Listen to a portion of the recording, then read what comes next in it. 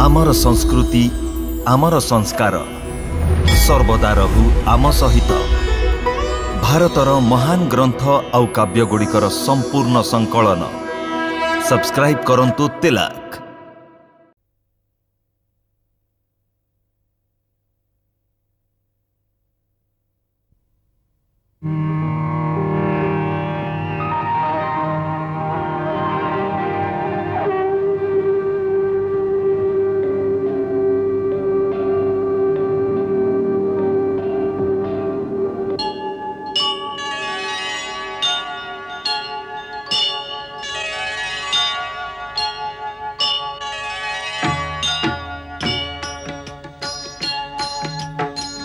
सीताराम चरित अति पावन, मधुर सरस अरु अति मन भावन।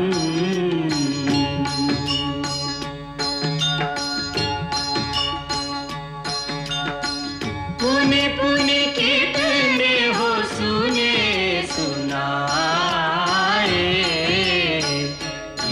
की प्यास बुझत न बुझाए।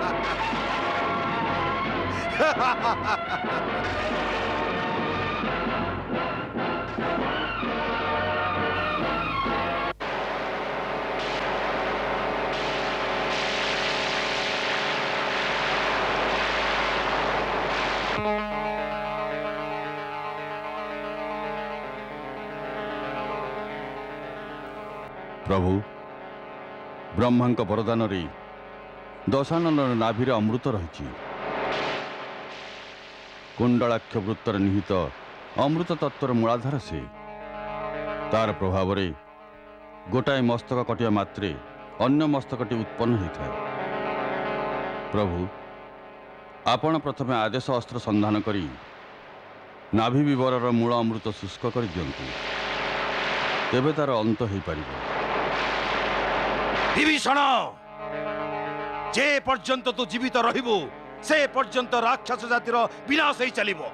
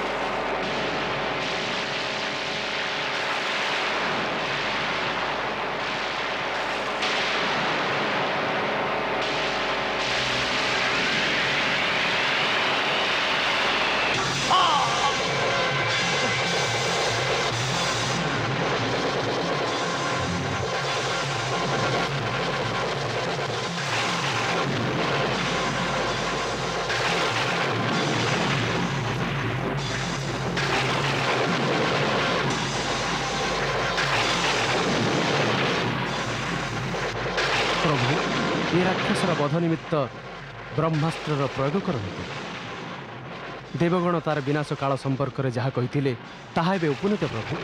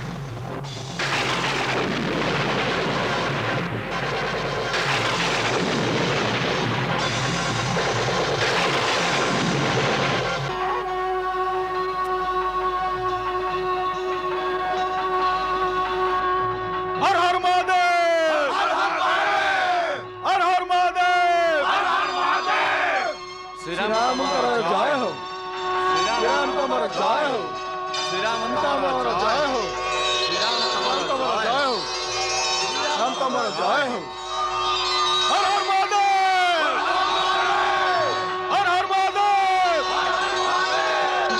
হর হর মহাদেব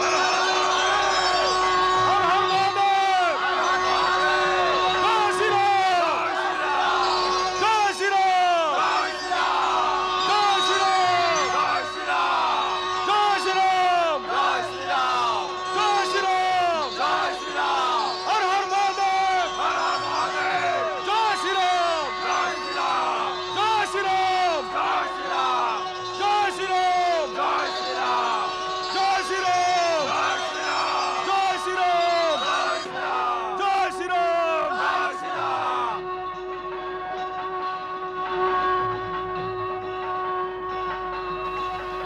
ଭାଇ ଶୁଣିପାରୁଛ ତିନି ଲୋକ ତମର ଜୟ ଜୟକାର କରୁଛି ରାବଣ ଉପରେ ରାମଙ୍କର ଜୟ ହେଲା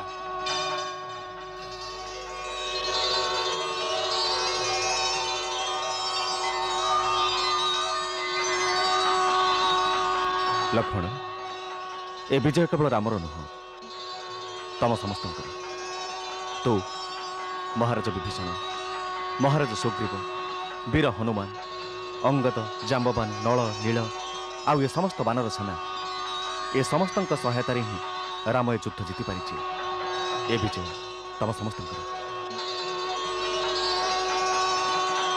ପ୍ରଭୁ ଆପଣ ସେବକଙ୍କ ପ୍ରଶଂସା କରୁଛନ୍ତି ଏଇ ତ ଆପଣଙ୍କ ମହାନତା ସେଥିପାଇଁ ତ ତିନି ଲୋକରେ କେହି ଏମିତି ଯୋଦ୍ଧା ନାହିଁ ଯିଏ ଯୁଦ୍ଧରେ ଆପଣଙ୍କ ସାମ୍ନାରେ ଠିଆ ହେଇପାରିବେ ରାବଣ ଦେବତାଙ୍କ ଦ୍ୱାରା ବି ପରାସ୍ତ ହେଇନଥିଲା ଆଜି ଆପଣ ତାହା ସିଦ୍ଧ କରିଦେଲେ ଯାହା ସମସ୍ତେ କହୁଛନ୍ତି ଯେ ଆପଣ କୌଣସି ସାଧାରଣ ମଣିଷ ନୁହନ୍ତି ପ୍ରଭୁ ଆପଣଙ୍କୁ ଶତ ଶତ ପ୍ରଣାମ ଧନ୍ୟ ଆପଣ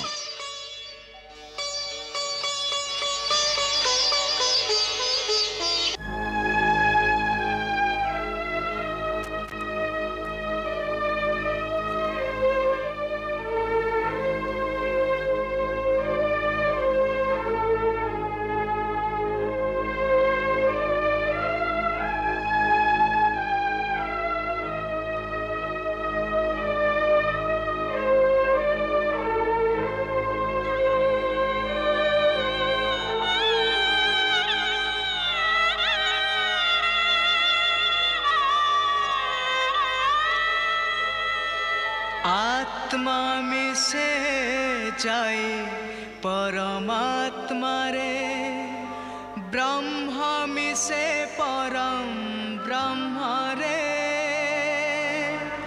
बिंदु आसी मिसे सिंधु रे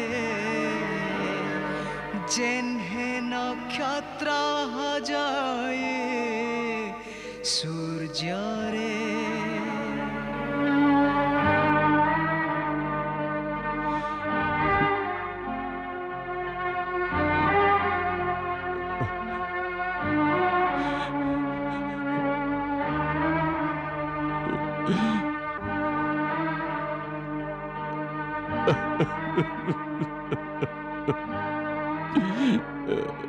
ଭାଇ ଭାଇ ମତେ କ୍ଷମା କରିଦିଅନ୍ତୁ ଭାଇ ମତେ କ୍ଷମା କରିଦିଅନ୍ତୁ ଭାଇ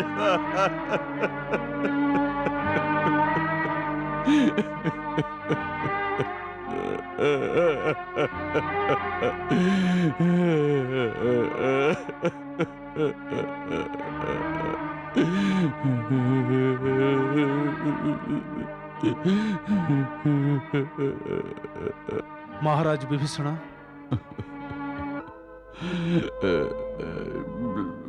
ଲକ୍ଷ୍ମଣ ଭାଇ ଆଜି ଆଜି ଆଜି ପୁରା ଲଙ୍କା ଉଜୁଡ଼ିଗଲା ପୁରା ଲଙ୍କା ପୁଲ୍ୟସ୍ତ ପରିବାର ନିରାଧାର ହେଇଗଲା ଏ ବୀରବର ଗୋଟାଏ ବାଣ ନିଜ ତୁଡ଼ିରୁ କାଢ଼ି ମୋର କଳଙ୍କିତ ଜୀବନକୁ ଅନ୍ତ କରିଦିଅ ଆଜି ମୋର ଜୀବନ ମତେ ଶୂଳା ପରି କଷ୍ଟ ଦଉଛି ଶୂଳା ପରି କଷ୍ଟ ଦଉଛି। ଶ୍ରୀ ବିଭୀଷଣ, ମୁଁ ଆପଣଙ୍କ ବେଦନାକୁ ବୁଝିପାରୁଛି। ଏବେ ପୁଲ୍ୟସ୍ତ ବଂଶର ଟେକ ରଖିବା ପାଇଁ ଧୈର୍ଯ୍ୟ ଧାରଣ କରି এই ଯନ୍ତ୍ରଣାକୁ ସହିବାକୁ ପଡ଼ିବ। ନା ବୀରବର ଲକ୍ଷ୍ମଣ, ଆଜି ମତେ ସାରା ସଂସାର ବିଷମ ଲାଗୁଛି। ଚାରିଆଡେ ଚାରିଆଡେ ଚାରିଆଡେ ଅନ୍ଧକାର ହିଁ ଅନ୍ଧକାର ଦେଖାଯାଉଛି।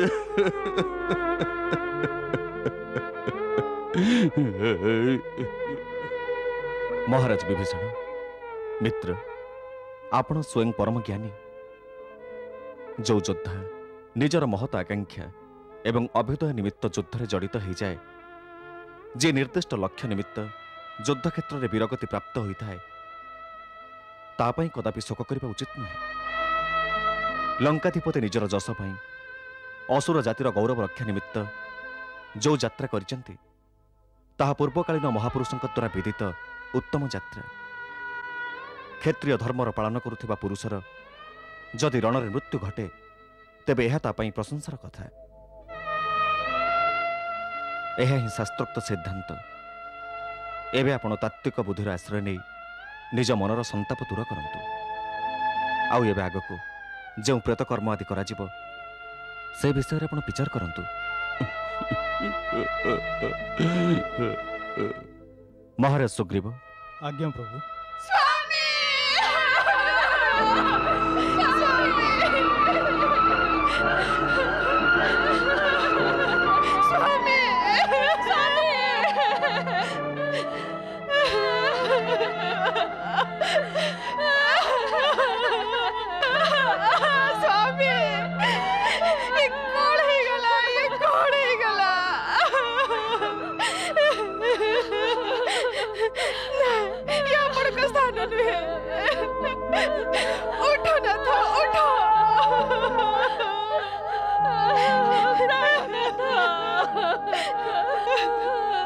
ଆପଣଙ୍କୁ ସର୍ବଦା କହୁଥିଲି ନା, ସେମାନଙ୍କ ସହ ଶତ୍ରୁତା କରନ୍ତୁନି। ସେ ସାଧାରଣ ଲୋକ ନୁହନ୍ତି।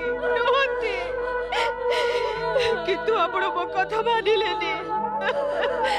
ଆପଣଙ୍କୁ କୌଣସି ମଣିଷ ମାରିପାରି ନଥାନ୍ତା ନାଥ, କିନ୍ତୁ ଜଣେ ପତିବ୍ରତା ନାରୀକୁ ଅପହରଣ କରିବାର ପାପ ହିଁ ଆପଣଙ୍କୁ ଭସ୍ମ କରିଦେଲା। ଆଜି ମତେ ଏ ଶତ୍ରୁଙ୍କ ଗହଣରେ କାହିଁକି ଏକା କରି ଛାଡ଼ିଗଲେ ନାଥ? କାହିଁକି ଛାଡ଼ିଗଲେ? ମତେ ବି ସାଙ୍ଗରେ ନେଇ ଚାଲନ୍ତୁ, ନିଜ ସାଙ୍ଗରେ ନେଇ ଯାଆନ୍ତୁ ନାଥ।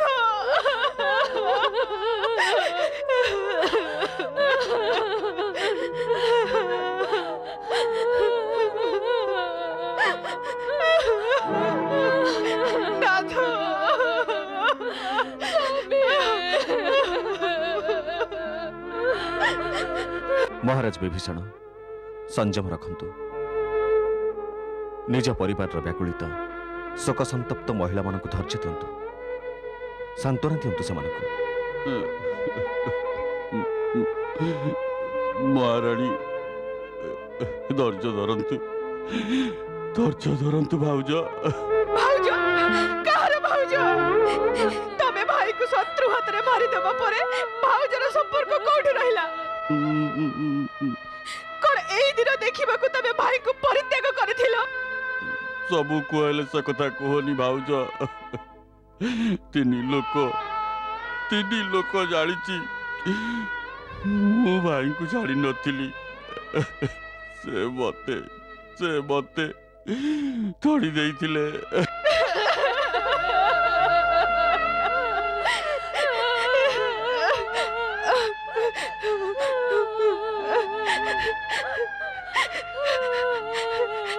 ସ୍ୱାମୀ ସବୁବେଳେ ନିଜ ଇଚ୍ଛାରେ କାର୍ଯ୍ୟ କଲେ, କେବେ ହେଲେ ବନ୍ଧୁର କୌଣସି କଥା ମାନିଲେନି।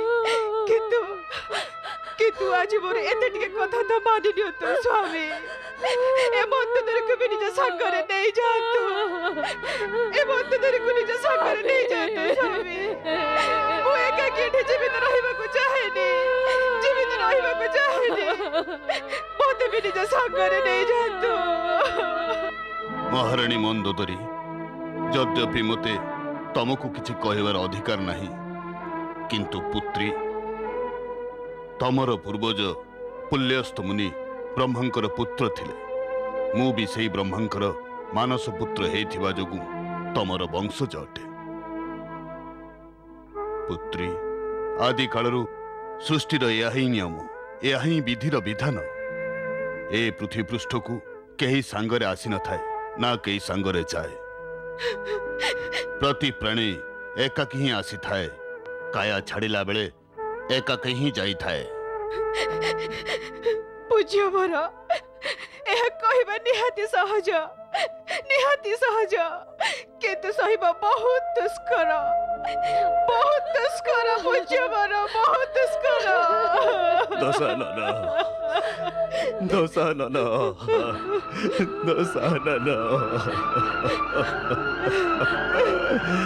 ଆରେ ବତ୍ସ ମୋର,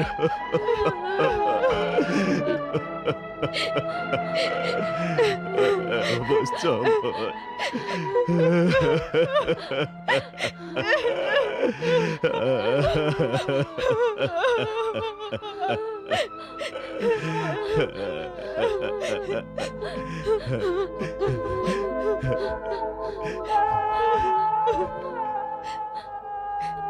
ହେ ଅଯୋଧ୍ୟାନାଥ, ସର୍ବଜ୍ଞ ସର୍ବେଶ୍ୱର, ରାବଣ, କୁମ୍ଭକର୍ଣ୍ଣ, ବିଭୀଷଣର ହତଭାଗ୍ୟ ଜେଜେ ମାଲ୍ୟବାନର ସାଦର ପ୍ରଣାମ ସ୍ୱୀକାର କରନ୍ତୁ। ପ୍ରତି ନମସ୍କାର ମାନ୍ୟବର। ଆପଣଙ୍କ ଦର୍ଶନ ଲଭି ମୁଁ କୃତ୍ୟକୃତ୍ୟ ହୋଇଗଲି। ଆପଣଙ୍କର ବିବେକ ଏବଂ ମହାଜ୍ଞାନର ଚର୍ଚ୍ଚା ପ୍ରାୟ ମୁଁ ବିଭୀଷଣଙ୍କ ଠାରୁ ଶୁଣିଥିଲି। ଆଜି ସୌଭାଗ୍ୟବଶତଃ ସାକ୍ଷାତ ହୋଇଗଲା। ହେ ଦିବ୍ୟ ଆତ୍ମନ୍, ମୋର ପରମ ପ୍ରତାପୀ ନାତି ଦଶାନନ, ଯାହାର ଏକ ଅହମ୍ ଦ୍ୱିତୀୟ ନାସ୍ତି, ନା ଭୂତ ନା ଭବିଷ୍ୟତିର ଗର୍ଜନରେ ଦଶ ଦିଗ ପ୍ରକମ୍ପିତ ହେଉଥିଲା। ସେ ନିଜର ଟେକ ରଖିବା ପାଇଁ ରଣଭୂମିରେ ନିଜର ପ୍ରାଣ ଅର୍ପଣ କରିଦେଲା। ରାବଣ କେବଳ ଇତିହାସର ପୃଷ୍ଠାରେ ଏବେ ସୀମିତ ରହିଗଲା। ବର୍ତ୍ତମାନ ଆପଣଙ୍କର ଅଟେ। ଆଜି ଆପଣ ଲଙ୍କାର ବିଜେତା। ହେ ଲଙ୍କା ବିଜୟୀ ରଘୁକୁଳ ତିଳକ, ଲଙ୍କାର ରାଜ ପରିବାରର ଏକମାତ୍ର ଜୀବିତ ପ୍ରାଣୀ, ମୋ ଲଙ୍କାପତିର ଜେଜେ ମାଲ୍ୟବାନ ଆପଣଙ୍କୁ ବିଜୟୀ ସ୍ୱୀକାର କରି ଆତ୍ମସମର୍ପଣ କରିବାକୁ ଆସିଛି। ମୋ ଲଙ୍କାକୁ ଆପଣଙ୍କ ଅଧୀନସ୍ଥ କରି ଲଙ୍କାର ରାଜ୍ୟ ଆପଣଙ୍କ ଶ୍ରୀଚରଣରେ ସମର୍ପଣ କରୁଛି। ଏବେ ଲଙ୍କାର ଶାସନ, ଲଙ୍କାର ସମସ୍ତ ସମ୍ପତ୍ତି ଏବଂ ରାଜକୋଷ ଉପରେ ଆପଣଙ୍କର ଅଧିକାର। ଯିଏ ଆପଣଙ୍କ ସହିତ ଶତ୍ରୁତା କରିଥିଲା ସିଏ ତ ରଣରେ ମୃତ।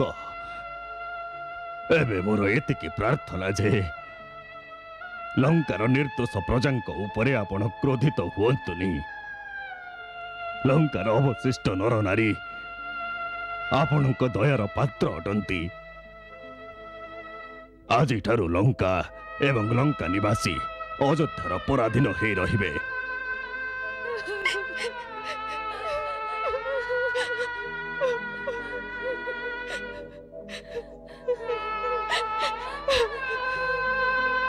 ଶ୍ରୀ ମାଲ୍ୟବାନ, ଏ ରାଜ୍ୟ ଆପଣଙ୍କର ଥିଲା, ଆପଣଙ୍କର ହିଁ ରହିବ।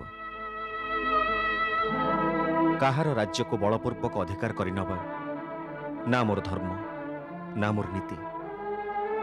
ମୁଁ କେବଳ ପାପୀକୁ ଦଣ୍ଡ ଦେବା ନିମିତ୍ତ ଏ ଧନୁତୀର ଧାରଣ କରିଛି। ଲଙ୍କାବାସୀଙ୍କୁ ନିଜ ଅଧୀନକୁ ନେଇ ପରାଧୀନ କରିବାକୁ ଏବଂ ଲଙ୍କା ରାଜ୍ୟକୁ ଅଧିକାର କରି ତା ଉପରେ ମୋର ଶାସନ ଚଳିବାକୁ ମୁଁ ଯୁଦ୍ଧ କରିନଥିଲି। ରାବଣର ଅଧର୍ମ, ଅନୀତି ଏବଂ ଅତ୍ୟାଚାର କାରଣରୁ ବାଧ୍ୟ ହୋଇ ମୋତେ ଯୁଦ୍ଧ କରିବାକୁ ପଡ଼ିଲା। ଲଙ୍କା ଲଙ୍କାବାସୀଙ୍କର, ତା ଉପରେ ଲଙ୍କାବାସୀଙ୍କର ଆଧିପତ୍ୟ ହିଁ ରହିବ, ଅଯୋଧ୍ୟାର ନୁହେଁ। ଆପଣ ଜାଣିନାହାନ୍ତି, ମୁଁ ଯୁଦ୍ଧ ପୂର୍ବରୁ ମହାରାଜ ବିଭୀଷଣଙ୍କୁ ଲଙ୍କାର ରାଜା ଘୋଷିତ କରିସାରିଛି।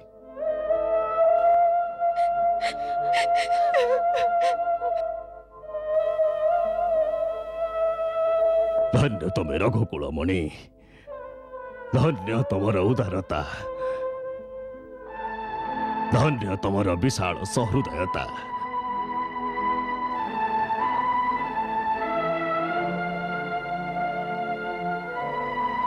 ମହାରାଜ ବିଭୀଷଣ, ଭାବନାକୁ ତ୍ୟାଗ କରି କର୍ତ୍ତବ୍ୟ ପାଳନ କରନ୍ତୁ।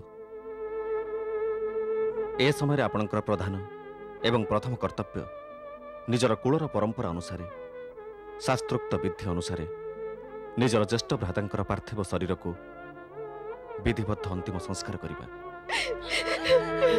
ମହାରାଜା ରାବଣଙ୍କର ଅନ୍ତିମ ସଂସ୍କାର ସମ୍ପୂର୍ଣ୍ଣ ରାଜୋଚିତ ସମ୍ମାନ ସହକାରେ ସମ୍ପନ୍ନ ହେବା ଉଚିତ, ଯାହାର ସେ ଅଧିକାରୀ। ଶ୍ରୀମାଲ୍ୟବାନ, ମହାରାଜା ରାବଣଙ୍କର ପାର୍ଥିବ ଶରୀରକୁ ନେଇ ଅନ୍ତ୍ୟେଷ୍ଟି କରନ୍ତୁ। ଏ କାର୍ଯ୍ୟ ଆପଣଙ୍କୁ କରିବାକୁ ହେବ।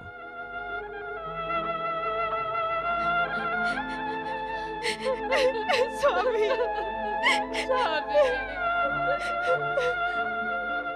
ମହାରାଜ ରାବଣ, ଭଗବାନ ଆପଣଙ୍କ ଆତ୍ମାକୁ ସଦ୍ଗତି ଦିଅନ୍ତୁ।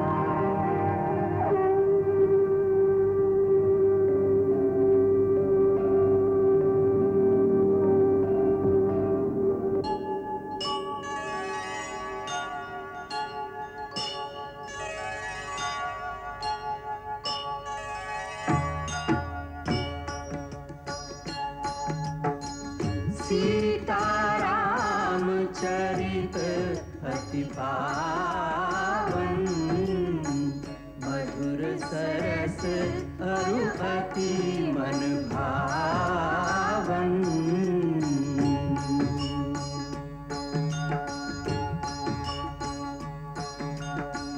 पुने पुने कितने हो सुने सुनाए,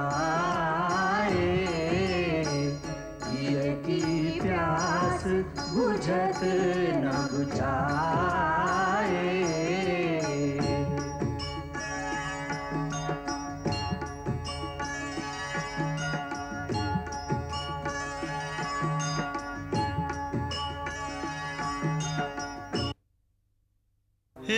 से रावण जहाँ कारण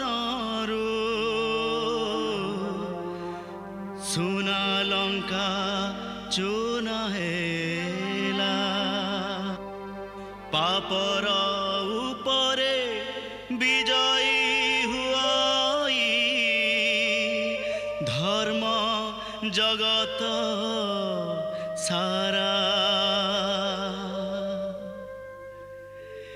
निजर असीम शक्ति प्रभावरे दिने थराउथिला से मही हो काल ताकु आजी कोण करी नेला, एहा लेखिथिला बिही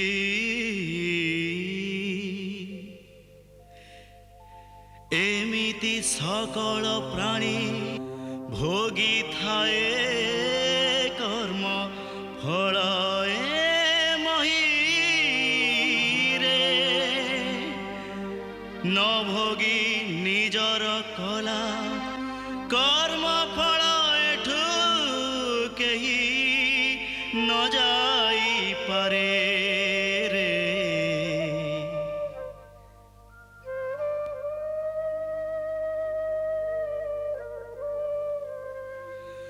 ଅନ୍ତ ସମୟରେ ପ୍ରାଣ ଗଲା ବେଳେ ତୁଣ୍ଡେ ଶ୍ରୀରାମ ନାମ ଯେ ନେଲା ସବୁ ପାପରୁ ମୁକ୍ତ ହେଇ ସିଏ ସିଧା ବୈକୁଣ୍ଠ ପୁରକୁ ଗଲା। ଏଇ ସେ ରାବଣ ଯାହା କାରଣରୁ ସୁନା ଲଙ୍କା ଏଲା ଚୁନା। ଏଇ ସେ ରାବଣ ଯାହା କାରଣରୁ ସୁନା ଲଙ୍କା ହେଲା ଚୁନା।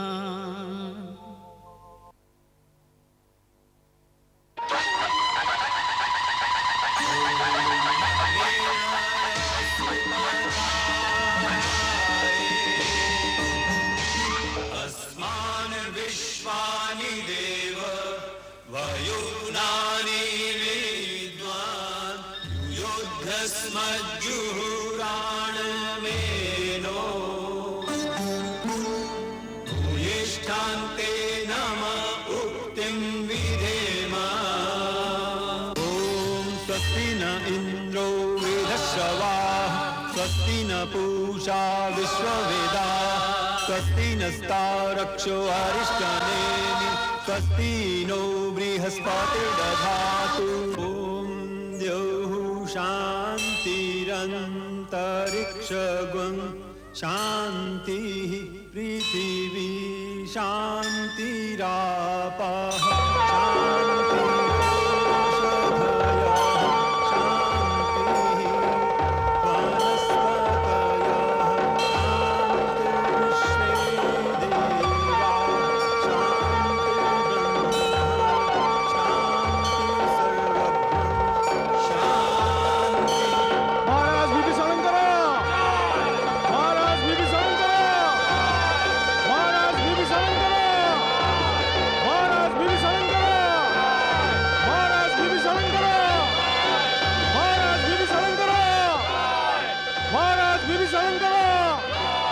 ଅଭିନନ୍ଦନ ଅଭିନନ୍ଦନ ଲଙ୍କା ନରେଶ ମହାରାଜଧିରାଜ ବିଭୀଷଣ ଅଭିନନ୍ଦନ।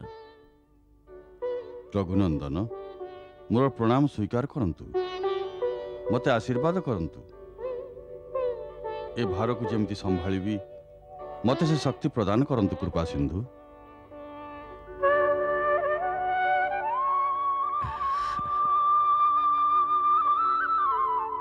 ମହାରାଜ ବିଭୀଷଣ, ତମ ଭଳି ନୀତିବାନ ନିର୍ମଳ ନିଶ୍ଚଳ ରାଜା ଆଜି ଲଙ୍କାର ପ୍ରଜାଙ୍କୁ ପ୍ରାପ୍ତ ହେଲା। ମୋର ସମ୍ପୂର୍ଣ୍ଣ ବିଶ୍ୱାସ ଅଛି ଯେ ଆପଣ ଅସୁରଙ୍କ ଉପରେ ଲାଗିଥିବା ଅଧର୍ମ, ଅନ୍ୟାୟ ଏବଂ ଅନୀତିର କଳଙ୍କକୁ ପୋଛି ଦେବାରେ ଜଣେ ଆଦର୍ଶ ରାଜା ସିଦ୍ଧ ହେବେ। ନ୍ୟାୟ, ନୈତିକତା, ନୀତି, ସତ୍ୟ, ସତ୍କର୍ମ ଏବଂ ସଦାଚାର ତମ ଶାସନର ମାନଦଣ୍ଡ ହେବ। ପ୍ରଭୁ, ଆପଣ କହିଥିବା ସତ୍ୟ ଓ ଧର୍ମର ସନ୍ମାର୍ଗକୁ ଅନୁସରଣ କରି ଅସୁରଙ୍କ ଉପରେ ଲାଗିଥିବା କଳଙ୍କକୁ ପୋଛିଦେବା ହିଁ ମୋର ଜୀବନର ଲକ୍ଷ୍ୟ ହେବ। କ୍ଷମା କର ଭାଇ, ଲଙ୍କା ବିଜୟ ହେଲା, ଲଙ୍କାର ନୂତନ ଅଧୀଶ୍ୱରଙ୍କର ରାଜ୍ୟାଭିଷେକ ବି ହେଇଗଲା, କିନ୍ତୁ ଯେଉଁ କାର୍ଯ୍ୟ ସର୍ବପ୍ରଥମେ ଅନିବାର୍ଯ୍ୟ ଥିଲା ସେ ଆଡ଼କୁ ଏପର୍ଯ୍ୟନ୍ତ ତମେ ଧ୍ୟାନ ବି ଦେଇନାହ। ଅଧୀର ହନ ଲକ୍ଷ୍ମଣ, ମୁଁ ଜାଣିଛି ତୁ କ'ଣ କହିବାକୁ ଚାହୁଁଛୁ। ଲଙ୍କା ବିଜୟ କଦାପି ଆମର ଲକ୍ଷ୍ୟ ନଥିଲା। ଏ ମହାଯଜ୍ଞ ବୈଦେହୀଙ୍କ ମୁକ୍ତି ନିମିତ୍ତ। ତଥାପି ବି ମାତା ଏପର୍ଯ୍ୟନ୍ତ ମୁକ୍ତ ଆକାଶ ତଳେ ଲଙ୍କାର ଅଶୋକ ବନରେ ବନ୍ଦିନୀ। ଶାନ୍ତ ହୁଅ ହନୁମାନ, ଏବେ ସମୟ ଆସିଯାଇଛି। ଲଙ୍କା ନରେଶ ମହାରାଜ ବିଭୀଷଣଙ୍କ ଠାରୁ ଆଜ୍ଞା ନେଇ ଲଙ୍କାକୁ ଯାଅ ଏବଂ ଜାନକୀଙ୍କୁ ସବୁ ସମାଚାର ଦେଇ ସନ୍ଦେଶ ନେଇକି ଆସ। ଏ କ'ଣ କହୁଛନ୍ତି ପ୍ରଭୁ? ଦୟାସାଗରଙ୍କ ଇଚ୍ଛା ହିଁ ଆଜ୍ଞା। ରଘୁବୀରଙ୍କ ଆଦେଶ ତୁରନ୍ତ ପାଳନ କର ମହାବୀର। ଏବେ ଲଙ୍କାର କୌଣସି ଦ୍ୱାର ଅଯୋଧ୍ୟାନାଥଙ୍କ ପାଇଁ ଦୁର୍ଲଙ୍ଘ୍ୟ ନୁହେଁ। ଜୟ ଶ୍ରୀରାମ।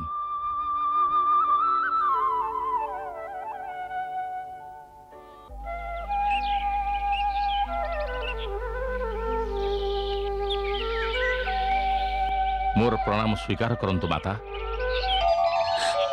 ହନୁମାନ, ହଁ ମାତା, ଆପଣଙ୍କ ପୁତ୍ର ହନୁମାନ ଶ୍ରୀରାମଙ୍କର ବିଜୟର ଶୁଭ ସମାଚାର ନେଇ ଆସିଛି। ରାକ୍ଷସ ସେନା ପରାଜିତ ହୋଇଛନ୍ତି। ଆଜିର ଯୁଦ୍ଧରେ ରାବଣର ମୃତ୍ୟୁ ହୋଇଛି। କୌଶଳପତି ଶ୍ରୀରାମ ଏବଂ ସାନ ଭାଇ ସମସ୍ତେ କୁଶଳରେ ଅଛନ୍ତି।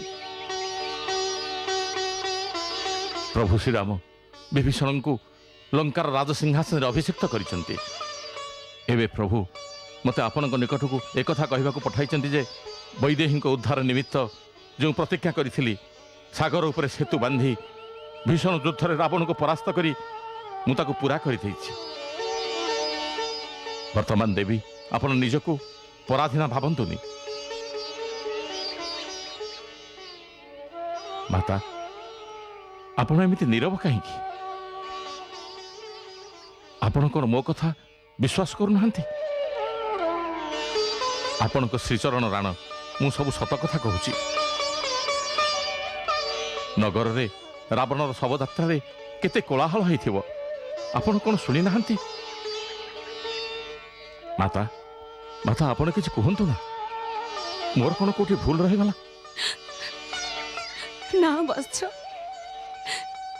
ତମେ ଏମିତି ବାର୍ତ୍ତା ଆଣିଛ ଯେ ଜୁହା ସ୍ତବ୍ଧ ହେଇଗଲା। ମୁହଁରୁ କିଛି ବି ଶବ୍ଦ ବାହାରୁନି ଯୋଉଥିରେ କି ମୁଁ ମୋ ହୃଦୟର ଅବସ୍ଥା ପ୍ରକାଶ କରିବି। ତମେ ଏମିତି ସମାଚାର ଶୁଣେଇଲ ଯେ ତିନି ଲୋକରେ ମତେ ଏମିତି କୌଣସି ଯୋଗ୍ୟ ବସ୍ତୁ ଦୃଶ୍ୟ ହଉନି ଯାହା ମୁଁ ତମକୁ ଏ ଆନନ୍ଦ ଅବସ୍ଥାରେ ପ୍ରଦାନ କରିବି। ମାତା, ମୋର ସବୁଠାରୁ ବଡ଼ ଉପହାର ଆପଣଙ୍କ ଆନନ୍ଦର ଏ ଅଶ୍ରୁ। ଏହା ସମ୍ମୁଖରେ ସଂସାରର ସମସ୍ତ ମୋତିମାଣିକ ବି ତୁଚ୍ଛ। ମୋର ଏ ନେତ୍ର ମୋ ସ୍ୱାମୀଙ୍କର ବିଜୟ ଦୃଶ୍ୟ ଦେଖିଲା। ଏ ବିଜୟରେ ମୋତେ ସଂସାରର ସବୁ ସୁଖ ମିଳିଯାଇଛି।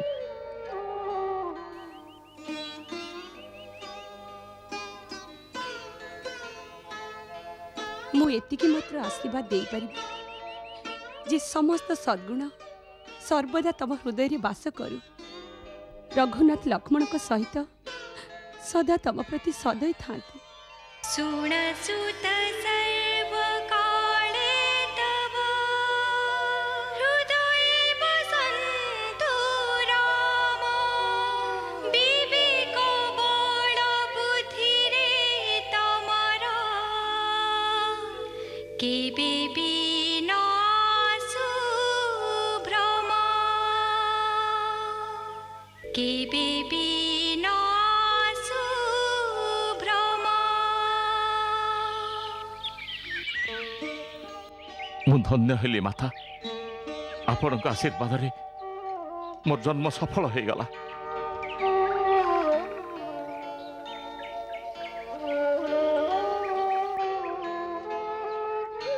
ତମକୁ ଏକ କାର୍ଯ୍ୟ କରିବାକୁ ହବ ପୁତ୍ର। ଆଜ୍ଞା କରନ୍ତୁ ମାତା।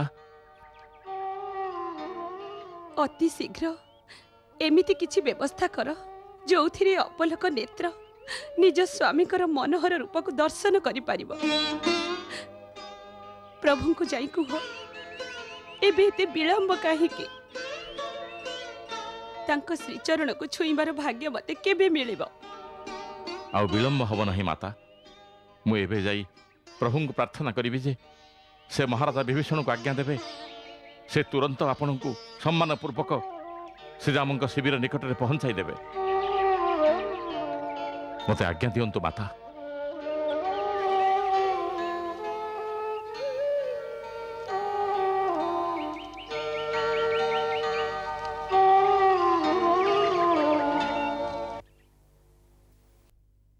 जय श्री राम।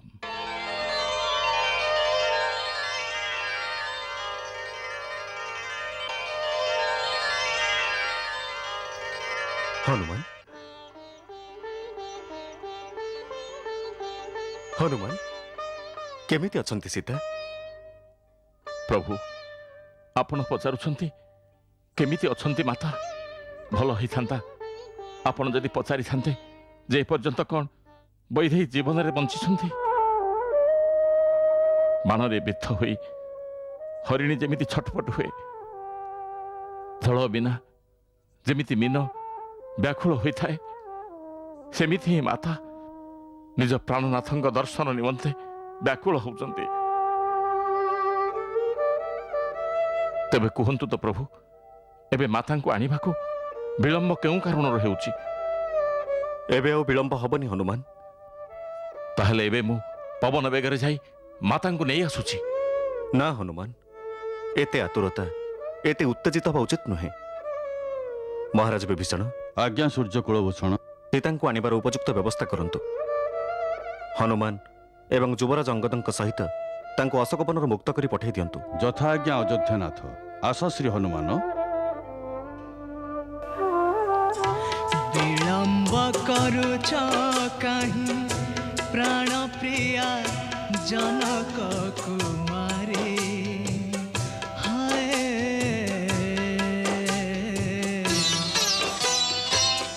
रघुबर व्याकुल अधीर लक्ष्मण प्रतीक्षा हुए नहीं सही।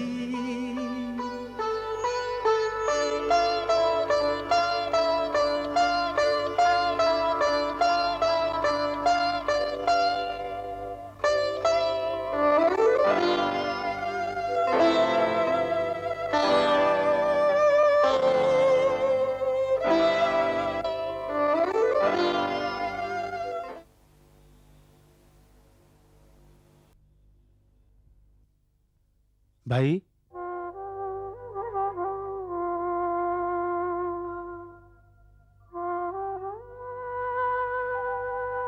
एते उद्विग्न कहीं भाउज को आसबार विलंब होची सेतिपई। किंतु तमे मते भाउज को आनिया कहीं पठेलनी? तमे नगर को जाई परिबनी, किंतु मु तो नगर को जाई परथांती।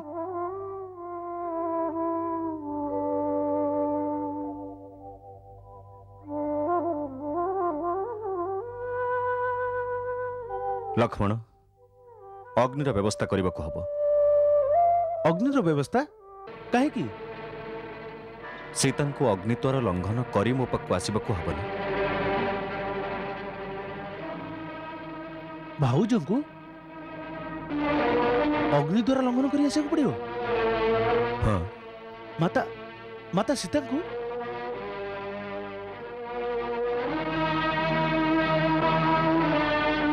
ना भाई, यह अत्याचार, यह अन्याय। लक्ष्मण भाई, मु आपनकर अर्थ बुझिगली। एहार अर्थ होची जे माता सीता को निजर पवित्रतार प्रमाण दबा पई अग्नि परीक्षा दबा को हबो। लक्ष्मण, सही सती को जे निजर पतिव्रत धर्मर पालन करने निमित्त तीन लोकर विजयी रावणर सुख सुविधा एवं विभवर भरपूर मार्ग को त्याग करी अशोक बाटिकारे ठंडा गरम खरा वर्षार प्राबल्य मुक्त आकाशर तले बसी बसी सहुथिले। लक्ष्मण, जणे राजांक कन्या जणे चक्रवर्ती राजांकर बहु होई निज स्वामी को पछरे खाली बदरे बनरु बन को बुलुथिले। तांकर पूजा करबा स्थान रे तांकर ए परीक्षा को दोष पई भाई को दोष पई? लक्ष्मण मो कथा तो सुन। ना भाई ना, ए विषय मु कौन से कथा भी सुनी पारिबिनी। निसहाय अवस्था रे जणे अबला नारी को केही बलपूर्वक हरण करिनेला, तेबे से दोषी हो गला? दोषी तो मु, कारण कथारे क्रोधित होई तम बिना आज्ञारे तांको एकाकी छाड़ी चली गली। सेथिपई से देवी को जो दुख सहिବାକୁ पड़िला से सबुर दंड मते मिलिबा आवश्यक।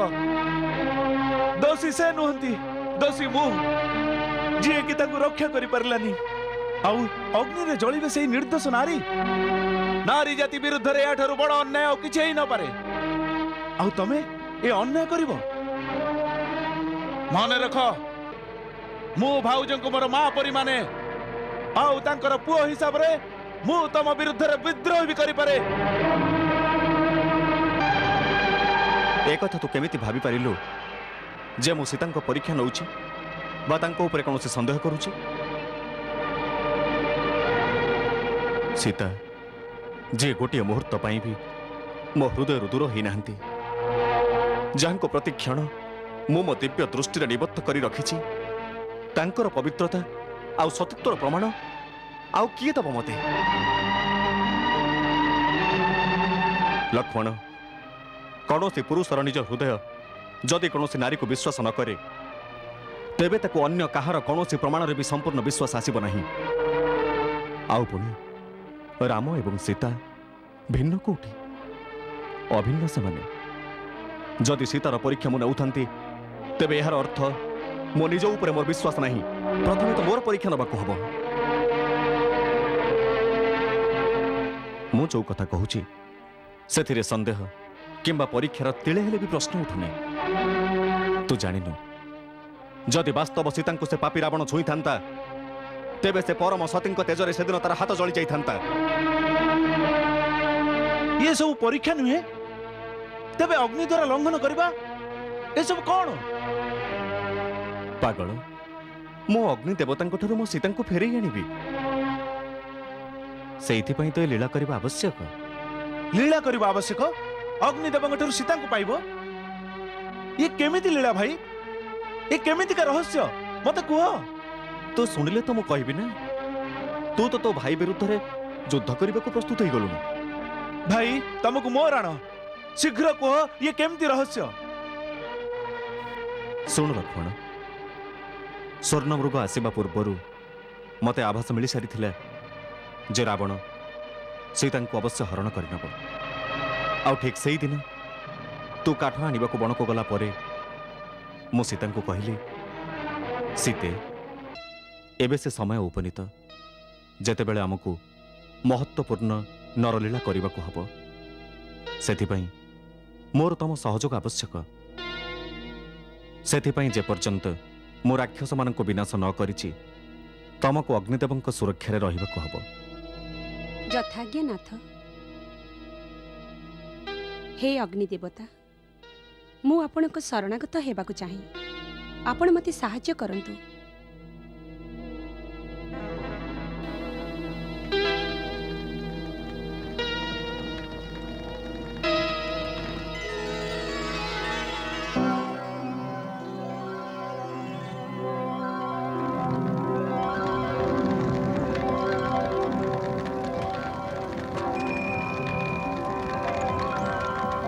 हे अग्निदेव मो सीता को किछि समय पई आपणक संरक्षण रे रखुछि आपण देवी को रक्षा करंतु अहो भाग्य मोर आपण मते सेवा करिवार सुजोग देले आसंतु देवी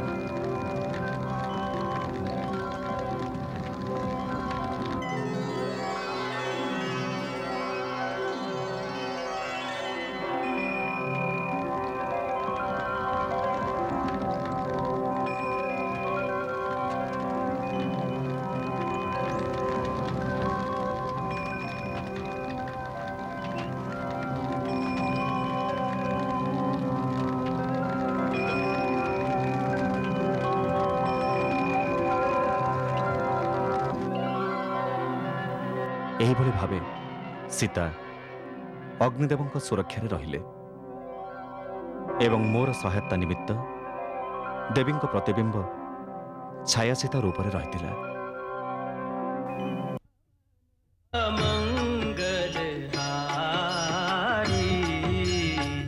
प्रभु सुदशरथ अजिर बिहारी